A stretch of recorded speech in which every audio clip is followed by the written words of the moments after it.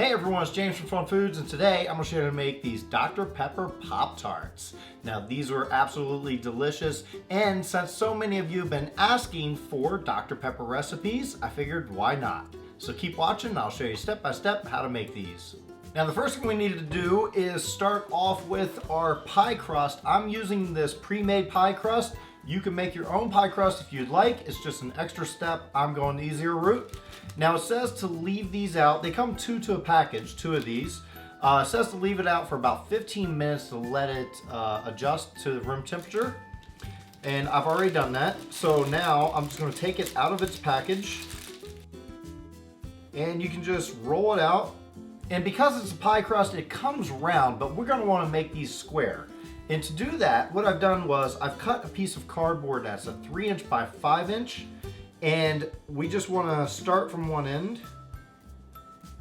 Make sure we have enough. Okay. And I'm going to use a pizza cutter to cut this. It doesn't have to be exact, but it'll help if we have the guide. So that gives us 4 equal pieces here, and all these scraps, you're just going to ball them up and we're going to roll them out and cut them into 2 more pieces. And when you're rolling them out, just roll it out to the same thickness as your other crust.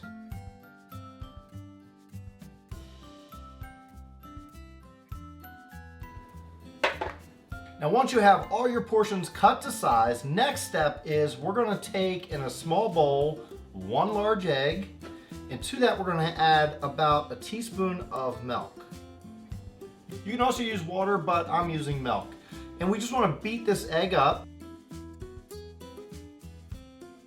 So this is our egg wash. We're going to brush it on each one of our cutouts. So here we go. Just cover it completely. Now what we're going to do is take our Dr. Pepper jelly, and if you want to know how to make that Dr. Pepper jelly, I did it in a past video, and I'll leave a little card above and as well as a link to that video below. That way you can see how to make your own homemade Dr. Pepper jelly. Now we're just going to take this Dr. Pepper jelly, and we're going to take about 1.5 teaspoons or so, and we're going to stick it right on the middle of each of these panels, or whatever you want to call them, and we can probably do about 2 tablespoons, I would say. And you want to leave enough room around the edges, at least a 1/2 inch or around the edge, because we need to seal these. So we only want to do it on 3 of these. Now that we got those covered, now we're just going to take our other one and put the egg side, and we're going to flip it right over on top of it. Line it up, flip it right on top of it, egg side underneath of it. And we're going to grab a fork, and we're going to use the fork to seal the edges. Go around it. And if some of it oozes out, don't worry, it happens. There we go. So this is one of them, and we'll do the rest of them just like we did that. Now once you have them all closed in like that, next you want to take a toothpick, and we just want to poke a few holes in this just so when they cook they don't like explode out. Now go back to your egg wash, and we're going to put it on the top of your Pop Tarts now.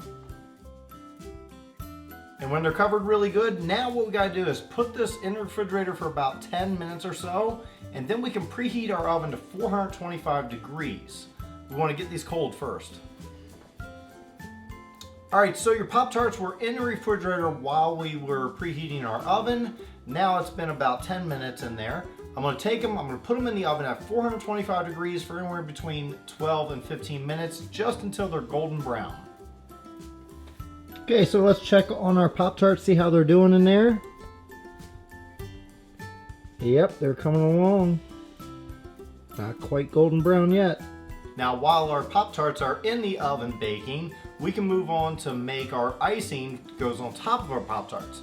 And to do that, I just have this medium to small bowl. I just have 1 cup of confectionery sugar or powdered sugar. I'm gonna add a teaspoon of clear vanilla extract and about a tablespoon of Dr. Pepper. But be careful not to add too much Dr. Pepper, or else you'll have to add more confectionery sugar or powdered sugar. You can always add a little bit more if you need to, but for right now, just mix this together. We do need to add a little bit more, but I'd rather add a little bit too less than a little bit too much. So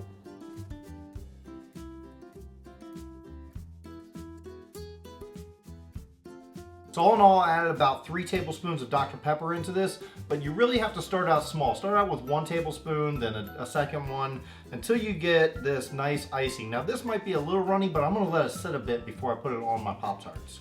So at this stage, I am going to divide my icing. I'm just gonna put a very small amount into a separate little bowl. And the reason why is I'm gonna have 2 different colors of icing on top of my Pop Tarts. I wanted one white, which this is really an off-white because of the Dr. Pepper kind of made it a different color, but that's okay, still be fine. I'm just gonna set that aside. And then I have some burgundy food coloring. This is just Wilton burgundy gel-based food coloring. I'm gonna put that in there because that closely resembles Dr. Pepper's color.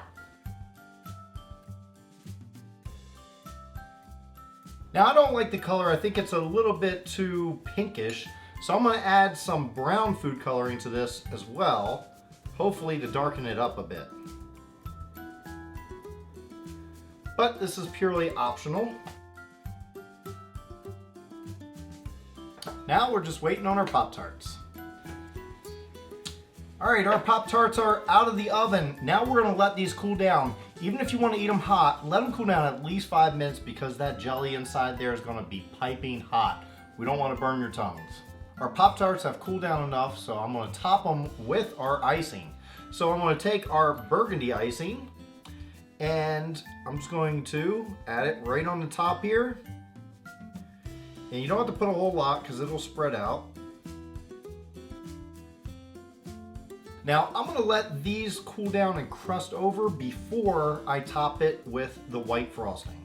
So I've let the icing crust over a little bit. So now what I've done is put my white icing in just a Ziploc bag. I cut a small hole at the end, and this is just really for control, but you could drizzle it with a spoon if you'd like.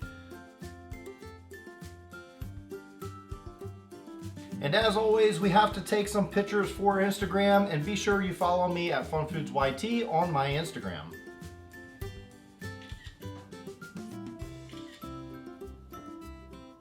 Well, now it's time for the taste test. I am going to give this a try here. We're gonna try this one that's already been cut open and see how it tastes.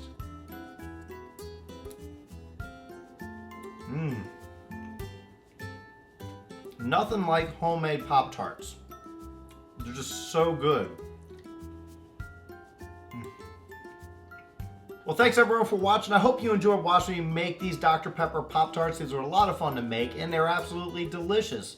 So if you enjoyed this video, make sure you hit that like button. Be sure you hit that big red subscribe button if you're not already subscribed. And check out some of the videos I have off to the side. I appreciate that. And be sure to click that notification bell so you'll be notified when I put a new video up, because I will be putting up more videos more often, and you won't get just a video every Sunday, but one on Saturday and maybe a couple during the week. So be sure to hit that notification bell, and as always, I'll see you next time.